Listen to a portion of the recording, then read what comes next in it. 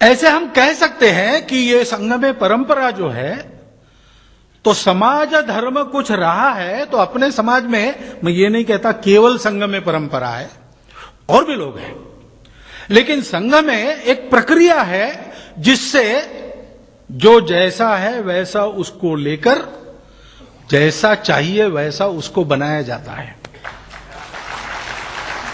ऐसी यह परंपरा है। मेरा अनुभव है, छात्रावास में एक बालक, अनपढ़ बालक, दूर जंगल में जिसका घर है, घर में खाने पीने को तो है लेकिन कैश नहीं रहती, तो कैश कमाने के लिए तहसील स्थान पर आया। बस पढ़ लिख ही सकता था तो उसको नौकरी कहां मिलेगी आज के युग में। 3 दिन भटका, किसी परिचय से आया था, वहां एक छात्रावास चलता था, उसमें रुका था। 3 दिन उसको नौकरी नहीं मिली। उसने छात्रावास को देखा कि वहां भोजन बनाने के लिए कोई चाहिए, साफ सफाई करने के लिए चाहिए। तो छात्रावास प्रमुख उसने कहा छात्रावास प्रमुख को कि मुझे नौकरी दीजिए, मुझे आवश्यकता है। तो छात्रावास प्रमुख ने बताया उसको कि हमारा छात्रावास वो मिशनरियों का जैसा नहीं है कि पैसा आ रहा है, कहां से आ रहा है पता नहीं, लेकिन आ रहा है और दिया जा रहा है। हम तो बहुत गरीब लोग हैं, हम तुमको ज्यादा दे नहीं सकते, तुम्हारा उसमें होगा नहीं। तो बोले कहीं कुछ मिलता नहीं, थोड़ा मिल जाए। तो छात्रावास प्रमुख ने कहा भाई 30 रुपया महीना से ज्यादा हम तुमको नहीं दे सकते। तो उसने कहा ठीक है, 4 महीने का इकट्ठा दे दीजिए, कुछ नहीं भेजने से 4 महीने में 100 रुपया घर भेजूंगा, खाना पीना रहना यहां हो जाएगा। ठीक है, रह गया वो। 4 महीने के बाद छात्रावास प्रमुख ने उसका 120 रुपया उसके हाथ पर रखा, उसने वापस कर दिया। छात्रावास प्रमुख ने कहा कि क्यों भाई, क्या हुआ? उसने कहा देखिए मैं गुस्सा नहीं हुआ, मैं रहने वाला हूं, काम करने वाला, पैसा नहीं लूंगा। क्यों? तो यहां एक आए थे, वो क्या कहते प्रचारक, वो प्रचारक आए थे, उनको मैंने पूछा क्या पढ़े, तो उन्होंने कहा कि M.Com LLB। मैंने बोला ये क्या होता है? तो उन्होंने बताया तुम क्या पढ़े हो? तो 4th क्लास। ठीक है, तो 10वीं 12वीं 15वीं 18वीं ऐसा मैं पढ़ा हूं। ये इतना पढ़े हैं? तो कहां नौकरी करते? तो नौकरी वोकरी कुछ नहीं, फिर पैसा नहीं कमाता हूं, वकालत नहीं करते।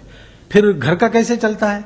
तो घर बार मेरा अपना नहीं है, पिताजी भाई वगैरह है वो अपना चलाते हैं, मेरी घर गृहस्थी नहीं है। क्यों नहीं है? ये काम करना है, इस काम का कोई मिलता कुछ नहीं मिलता है, तो फिर आप क्यों करते हैं? तो अपने लोगों के लिए करना है।